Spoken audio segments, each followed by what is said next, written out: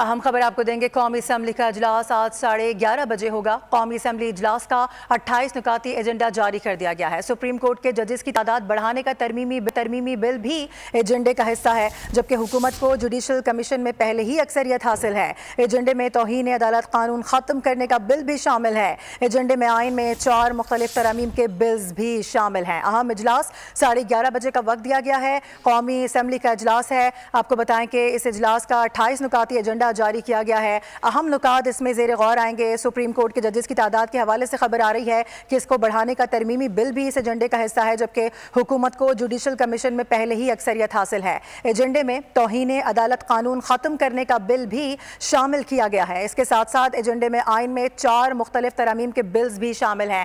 आइन में इस वक्त सबसे ज़्यादा गुफ्तगू हो रही है तरमीम के हवाले से, तो अभी इस इजलास में बताया जा रहा है कि इस इजलास में जो अहम एजेंडा है उसमें यह भी शामिल है कि 4 मुख्तलिफ तरमीम के बिल्स हैं जो कि इसमें पेश किए जाएंगे। अपडेट कर रहे हैं आपको।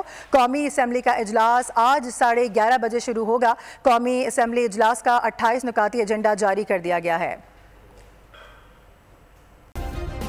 सब्सक्राइब करें और बेल दबाएं ताकि कोई खबर रह न जाए।